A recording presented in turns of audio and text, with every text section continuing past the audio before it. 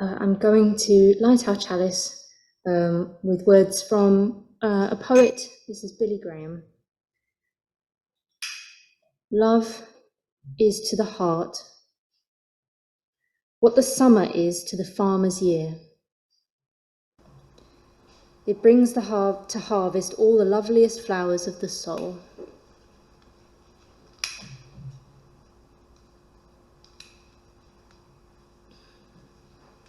Okay, today is our summer miscellany. So we did have a miscellany in June to celebrate June and the summer solstice, but as we're going through the summer, we'll have another one. So thank you to everybody who's been willing to contribute today. I'm going to invite Jane now to come up and read a poem that she's chosen. So here we are. Thank you, Jane.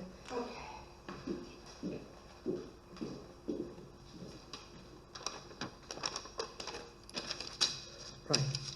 This poem is called August, and it's by Helen Hunt Jackson. Silence again. The glorious symphony has need of pause, an interval of peace. Some subtle signal bids all sweet sounds cease, save hum of insects, aimless industry. Pathetic summer seeks by blazonry of colour to conceal her swift decease. Weak subterfuge, each mocking day does fleece a blossom, and lay bare her poverty. Poor middle-aged summer, vain this show. Whole fields of goldenrod cannot offset one meadow with a single violet.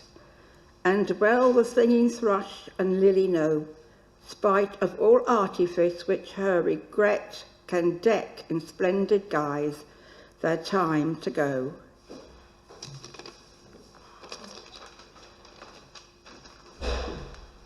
Thank you very much, Jane. Thank you. So pretty much everything today is along the theme of summer. I'd now like to invite Louise to come and read your piece. Thank you.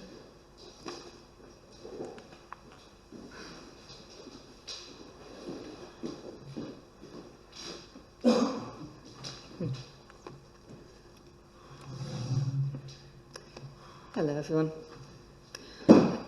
This is a piece called Lamastide, and it was written by Reverend Sue Woolley, who some of us I think have know and have met.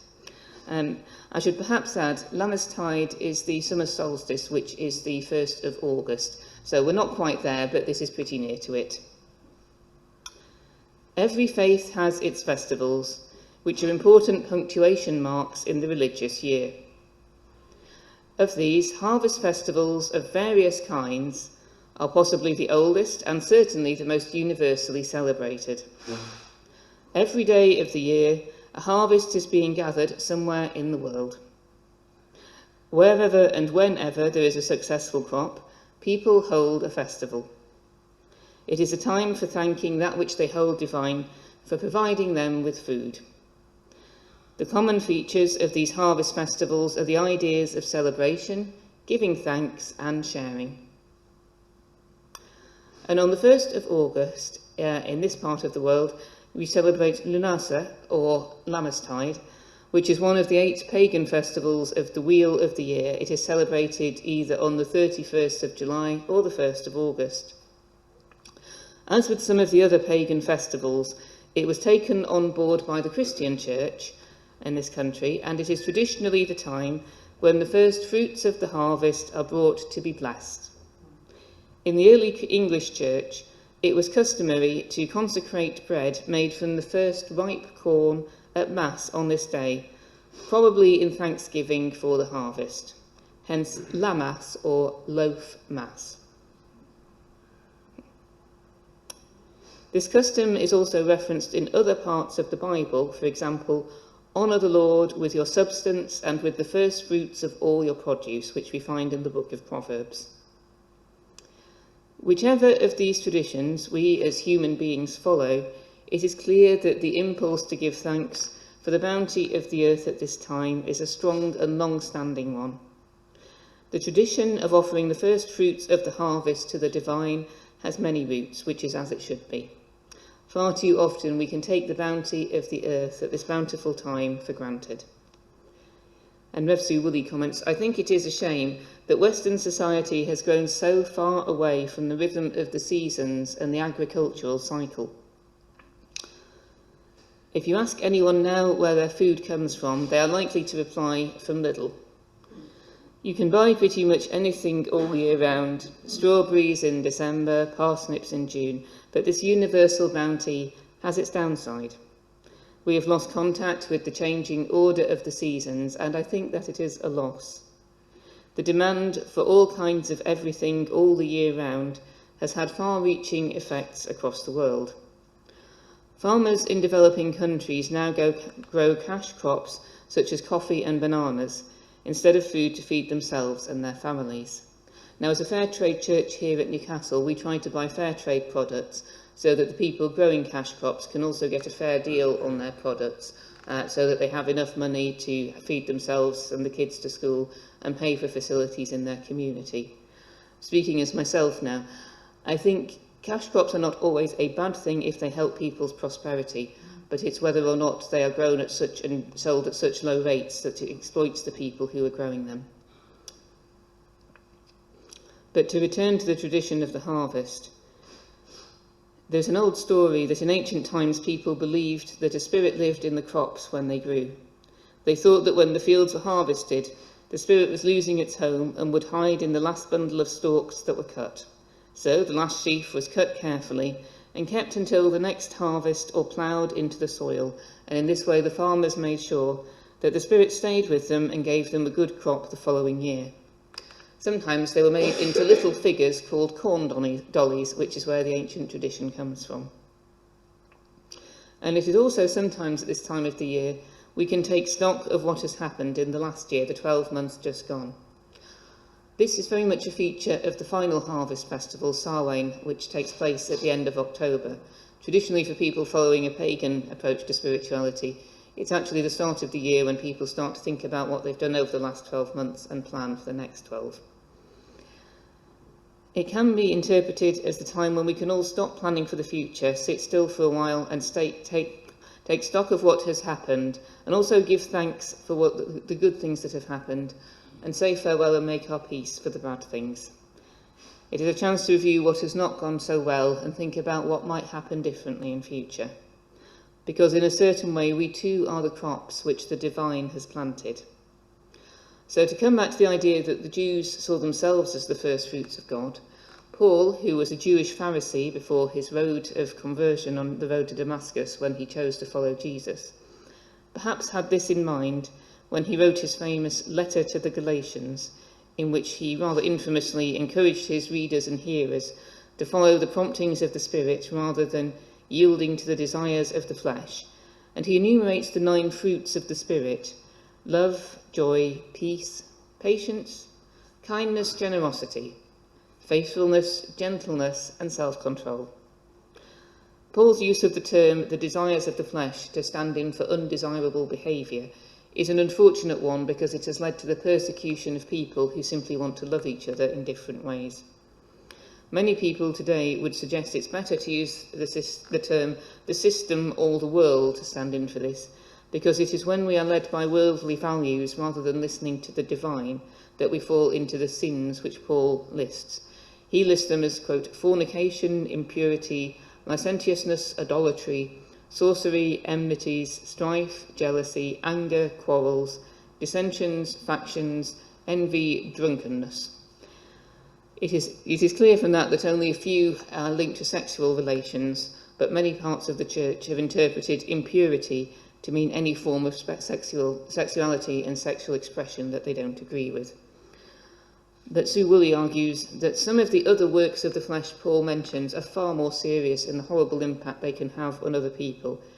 Enmities, strife, jealousy, anger, quarrels, dissensions, factions, and envy. All of these divide people against each other and can lead to violence, if not outright war, as sadly we're seeing in our world in so many places at this time. So while we thank God, or whatever we call the divine, for the first fruits of the land, the food that we eat, let us also consider the idea that each of us is also part of the divine harvest. We are all born into a particular family at a particular place and time, and we become members of a particular society and culture, and in that sense we are planted. It is where our roots are. But we are also born with free will and minds that are capable of thinking about the values and culture of the world we grow up in, and choosing whether we follow them or whether we strike out on our own to establish our own values which we will live with. Paul describes the fruits of the Spirit as love, joy, peace, patience, kindness, generosity, faithfulness, gentleness and self-control.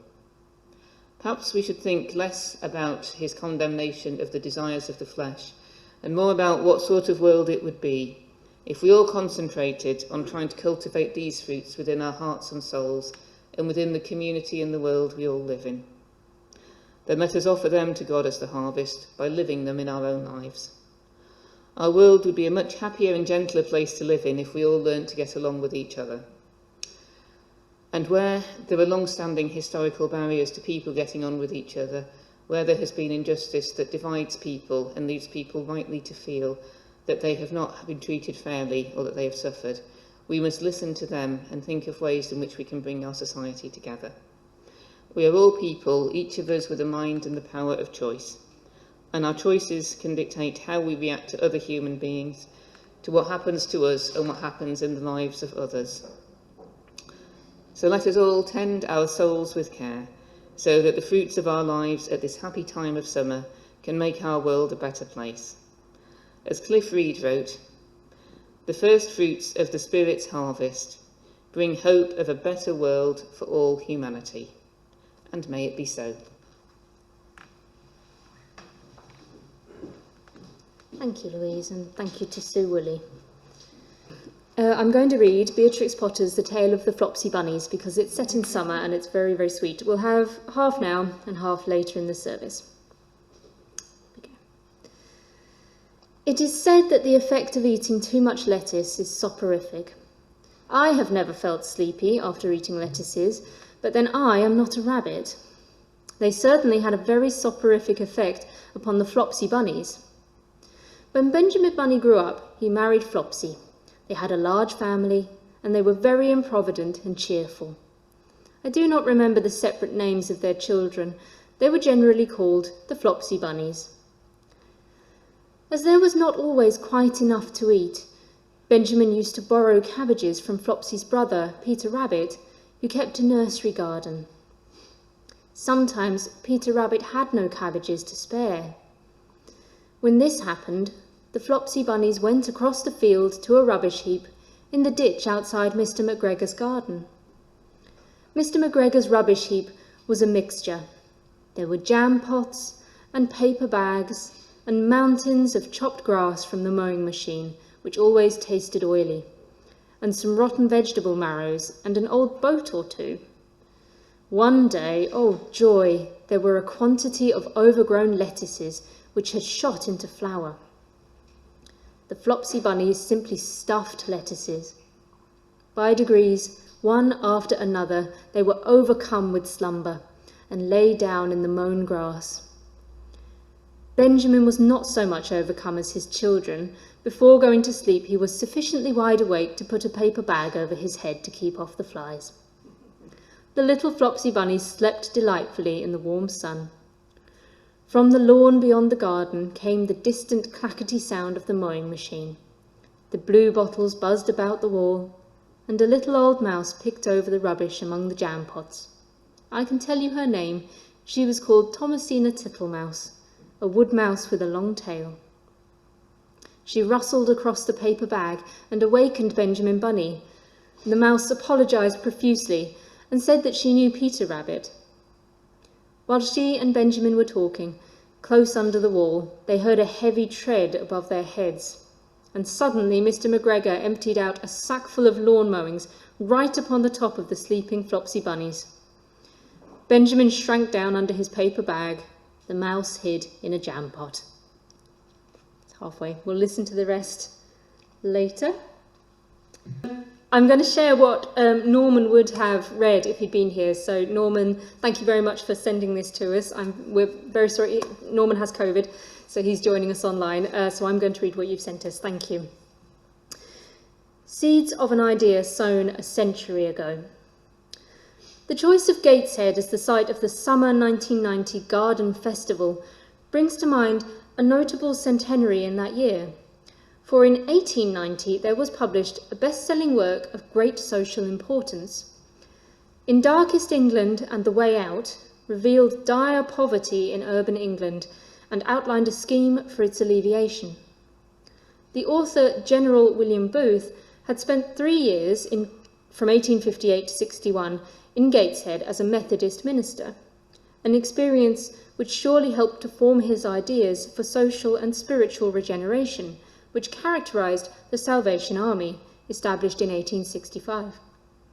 Part of the plan outlined in his book was the formation of a farm colony, which would provide jobs for the unemployed, and although the emphasis in the plan was on growing food, there was also provision for an exhibition of flowers. The concept of the recent Garden Festival, arising as a response to problems associated with deprivation in inner city areas, surely owes something to the plan outlined in this pioneering work of 1890. It was appropriate that Gateshead, the seedbed of young William Booth's ideas, would see in some measure the flowering of his vision. Thank you very much, Norman. Seeds of an idea sown a century ago. This is entitled Summer Shower by Emily Dickinson. A drop fell on the apple tree, another on the roof. 6 kissed the eaves and made the gables laugh. A few went out to help the brook that went to help the sea.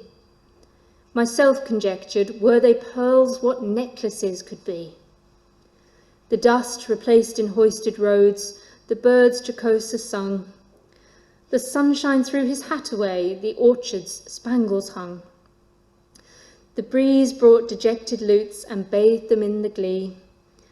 The east put out a single flag and signed the fate away. Summer Shower by Emily Dickinson. Okay, I'd now like to invite Kay to come up, and I believe you're going to sing for us. Thank you, Kay.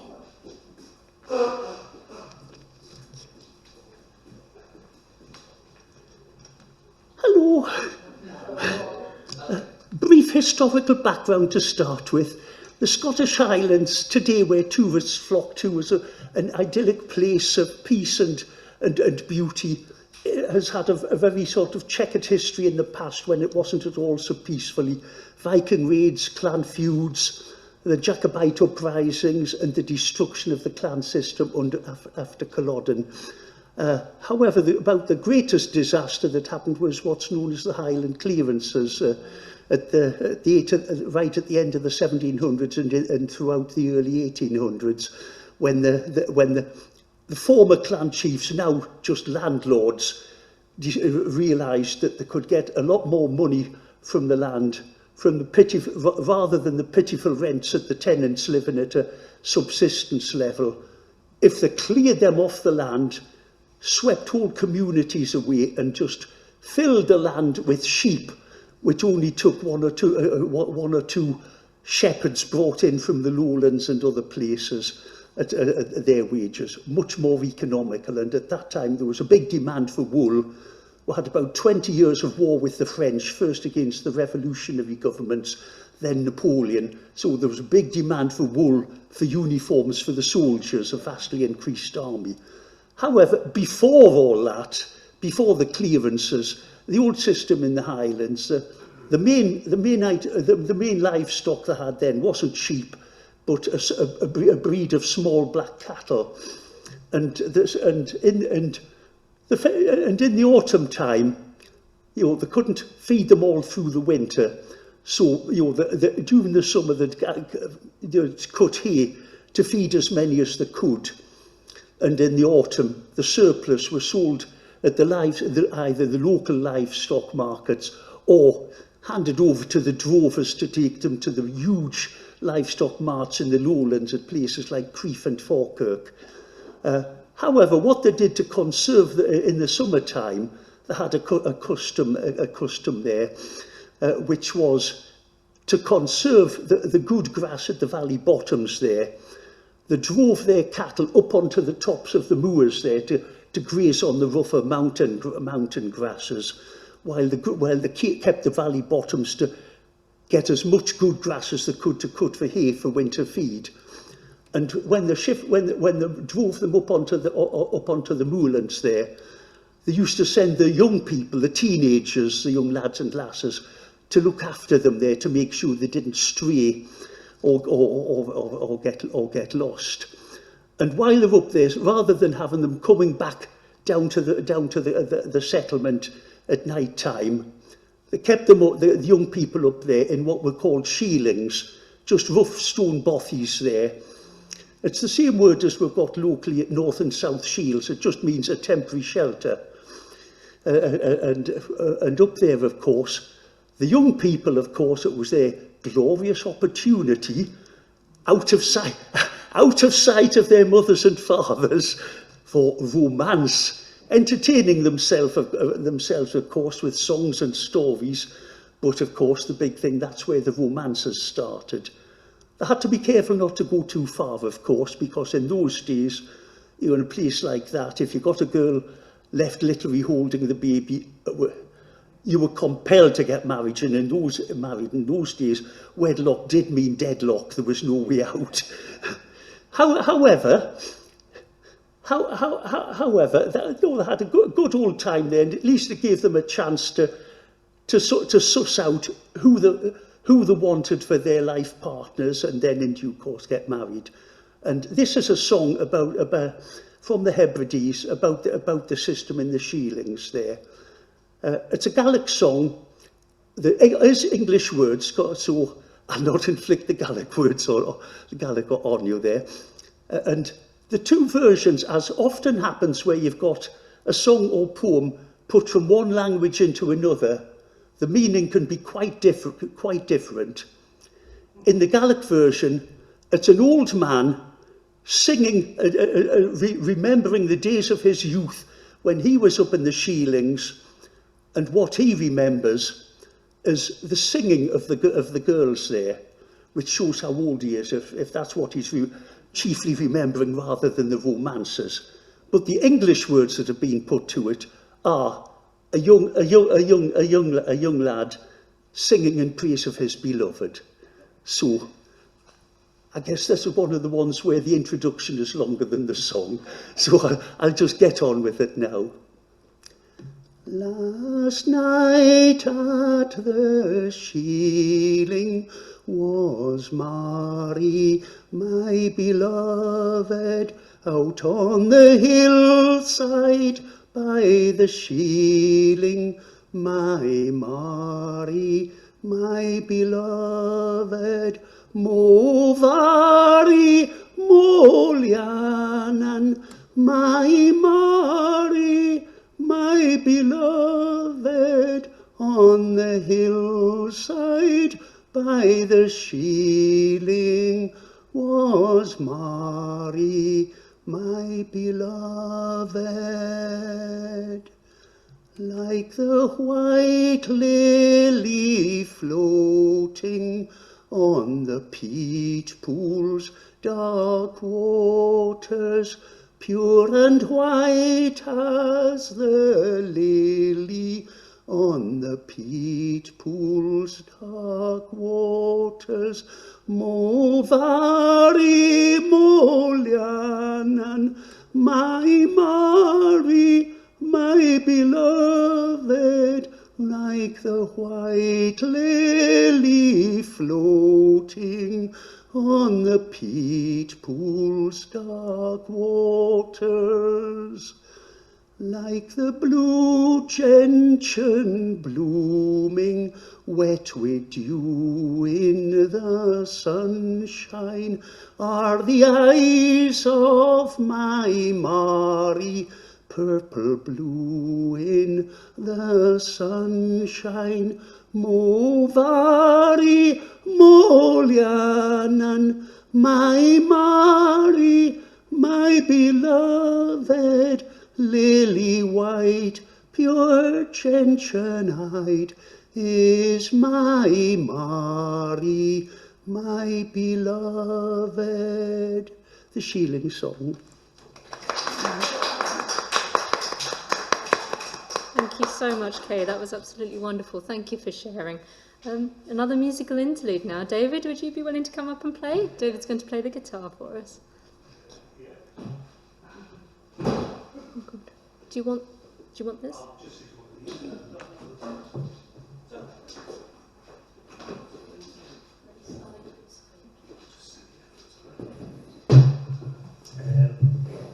Three tunes.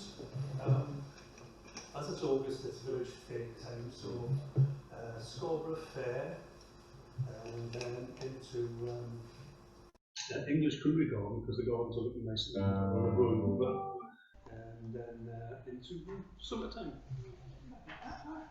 Hopefully.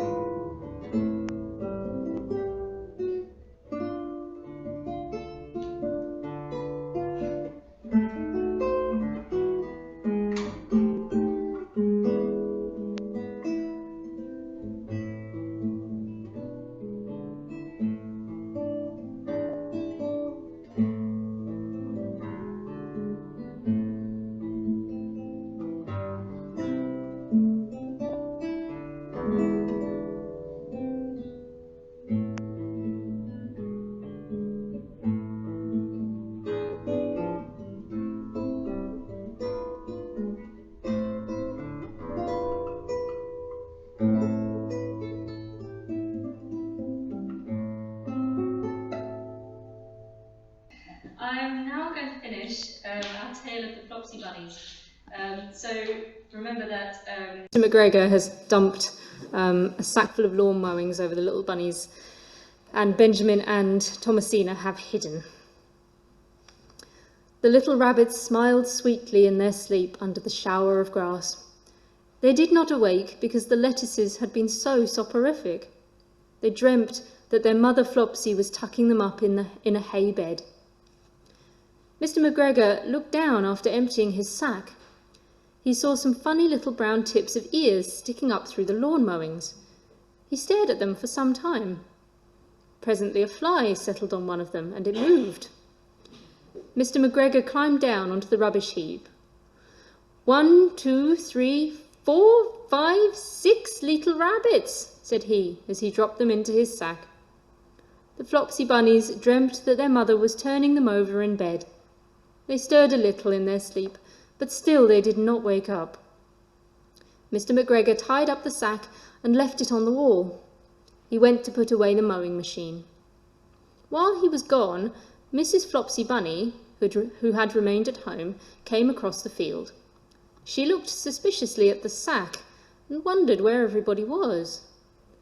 Then the mouse came out of her jam pot, and Benjamin took the paper bag off his head, and they told the doleful tale. Benjamin and Flopsy were in despair. They could not undo the string. But Mrs. Tittlemouse was a resourceful person. She nibbled a hole in the bottom corner of the sack. The little rabbits were pulled out and pinched to wake them. Their parents stuffed the empty sack with 3 rotten vegetable marrows, an old blacking brush, and 2 decayed turnips. Then they all hid under a bush and watched for Mr. McGregor. Mr. McGregor came back and picked up the sack and carried it off. He carried it hanging down as if it were rather heavy. The Flopsy Bunnies followed at a safe distance. They watched him go into his house, and then they crept up to the window to listen. Mr. McGregor threw down the sack on the stone floor in a way that would have been extremely painful to the Flopsy Bunnies if they had happened to have been inside. They could hear him drag his chair on the flags and chuckle. 1, 2, 3, 4, 5, 6 little rabbits, said Mr. McGregor. Hey, what's that? What have they been spoiling now? Inquired Mrs. McGregor. 1, 2, 3, 4, 5, 6 little fat rabbits, repeated Mr. McGregor, counting on his fingers. 1, 2, 3, don't you be silly. What do you mean, you silly old man? In the sack. 1, 2, 3, 4, 5, 6, replied Mr. McGregor. The youngest Flopsy Bunny got upon the windowsill. Mrs. McGregor took hold of the sack and felt it. She said she could feel 6, but they must be old rabbits because they were so hard and all different shapes. Not fit to eat, but the skins will do fine to line my old cloak. Line your old cloak, shouted Mr. McGregor. I shall sell them and buy myself baccy. Rabbit tobacco, I shall skin them and cut off their heads. Mrs. McGregor untied the sack and put her hand inside. When she felt the vegetables, she became very, very angry. She said that Mr. McGregor had done it a purpose. And Mr. McGregor was very angry too. One of the rotten marrows came flying through the kitchen window and hit the youngest Flopsy Bunny. It was rather hurt. Then Benjamin and Flopsy thought that it was time to go home. So Mr. McGregor did not get his tobacco, and Mrs. McGregor did not get her rabbit skins. But next Christmas, Thomasina Tittlemouse got a present of enough rabbit wool to make herself a cloak and a hood and a handsome muff and a pair of warm mittens. I'm sorry that I could not share the pictures with you because they are delightful as ever. Per Falamas by the Reverend Cliff Reed. Spirit of life and love, in our hearts, if not in our hands, we bring to this holy place the first fruits of the harvest. In gratitude and worship, we set them before the Creator. Let us rejoice in all the good things that we have been given on this wonderful earth. There is a harvest of the land. At this time in early summer, we gather to give thanks for the food which sustains our bodies. There is a harvest of the Spirit. we gather to give thanks for the apostles of truth, love and liberty. The first fruits of the land's harvest bring hope of nourishment, dispel the fear of hunger. The first fruits of the Spirit's harvest bring hope of a better world for all humanity. Let us give thanks and go forth in hope. May it be so. Thank you again, as Louise said, to everybody who contributed today. Thank you. Thank you to Brian and David for the wonderful musical and technical contributions, and thank you to Louise for hosting. I'm going to extinguish our chalice by a prayer that I think we have had before, but I think it's just appropriate. This is taken from the recently published book, Cherishing the Earth, Nourishing the Spirit, a copy which lives here in the church, so if anyone wants to borrow it, feel free. This is by Maria Curtis. Divine Spirit of compassion, we humbly open ourselves to your loving grace. Fill our hearts and minds with your wisdom. Help us to see the right path and to choose it. May our daily needs be met, so that we are free to love without boundaries. May we be grateful for the gifts of the earth and responsible for her care. May we forgive ourselves and others when we constrain our love or cause harm. Acknowledging our human frailty, we ask for strength at testing times. May the power of love reign supreme. So be it.